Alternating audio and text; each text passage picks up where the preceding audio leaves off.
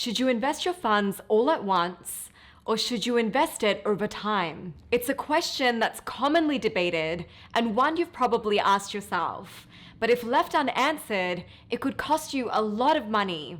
This debate has given rise to two strategies: dollar cost averaging and lump sum investing. Both of these strategies have their merits and are far better than doing nothing with your money and holding it all in cash. In this video, I'll go over the intricacies of these two strategies so you can hopefully determine the strategy that best suits you and start putting your money to work. Let's dive in. Before we get into the nitty-gritty, let's establish a common understanding of these terms.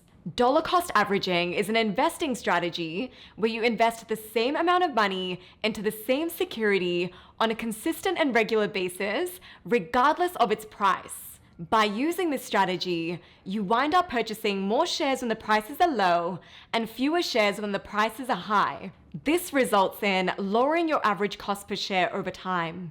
By lowering your average cost per share, you minimize the impact of short-term volatility in prices on your portfolio and can potentially enhance your overall returns over the long term. I know I flew through that explanation, so if the concept of dollar cost averaging is new to you, I've made a whole video on it, which I'll link over here, and I encourage you to watch that first. On the other side of the debate stands lump sum investing, a strategy that advocates for investing your entire available amount all at once without attempting to predict short-term market fluctuations. It's about putting your money to work immediately, rather than holding on to it and waiting for what you might consider to be a better time to invest. Why? Because this would be you trying to time the market, which all the studies, all the data, and even the best investors admit is impossible to do consistently and accurately over the long term. And that's why the saying goes, time in the market is more important than timing the market. If you have your investments automated, so for example, you direct a portion of your paycheck into a 401k, or you've set up a recurring transfer from your bank account to an IRA or brokerage account, where your money is then automatically invested in your chosen investments. You may not even realize you're doing it, but this is dollar cost averaging. At the same time, you're kind of technically also lump sum investing because you're immediately investing the entire amount as it's available to you. But what about if you run into a windfall? Maybe you've received a sizable inheritance, a bonus, proceeds from the sale of a business or real estate, or even won the lottery. Or maybe you're just sitting on some surplus cash and trying to figure out when to invest it. This is where the debate comes in. So for example, let's say you receive a bonus of $50,000. Should you lump sum invest it?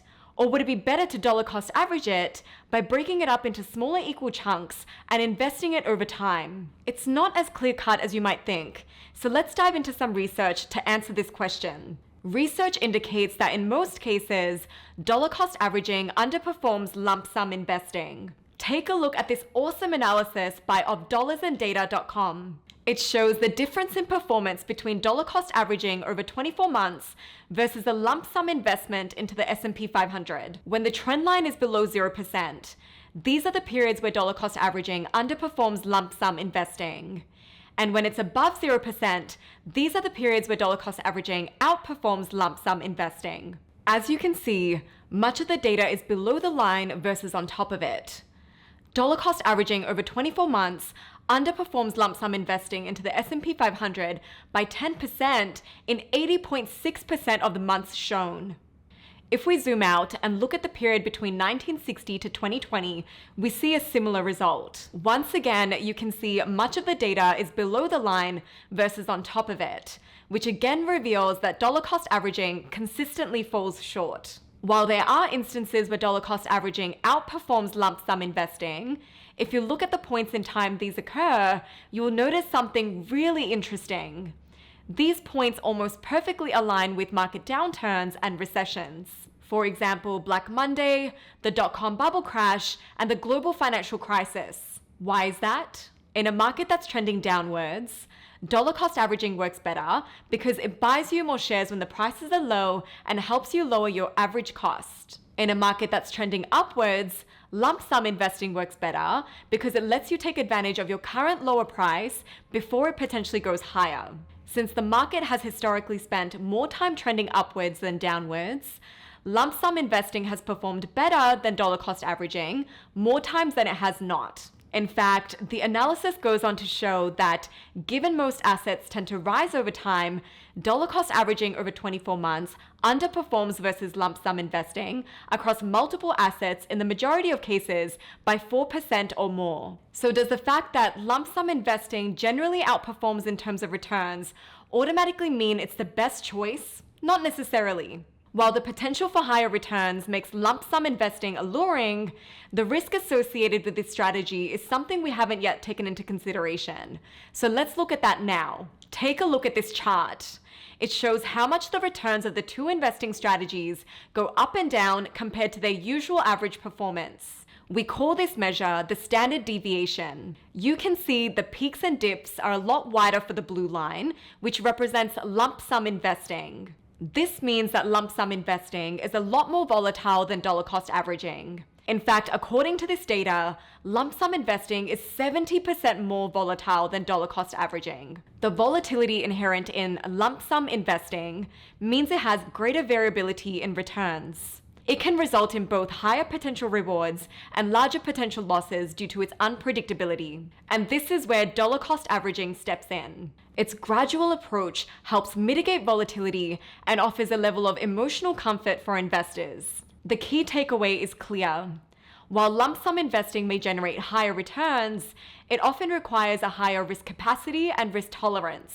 While risk capacity is about one's financial ability to withstand potential losses, risk tolerance is about one's emotional and psychological willingness to accept risk. Regardless of your risk capacity, never feel pressured to take on more risk than you're comfortable with. What the data and math says is one thing, but what your psyche and emotions say is just as important. That's why there's no cookie cutter response to this question, and why personal finance is, well, personal. For example, if you had lump sum invested into the S&P 500 index fund right before the '08 crash when the market plummeted over 50%, it would have taken you roughly 6 years just to break even. Or if you had lump sum invested into the Japanese market, represented by the Nikkei 225 index in December 1989 before the Nikkei crash of the early 1990s, as of today, over 30 years later, you still wouldn't have broken even. If you had dollar cost averaged your investments in these scenarios,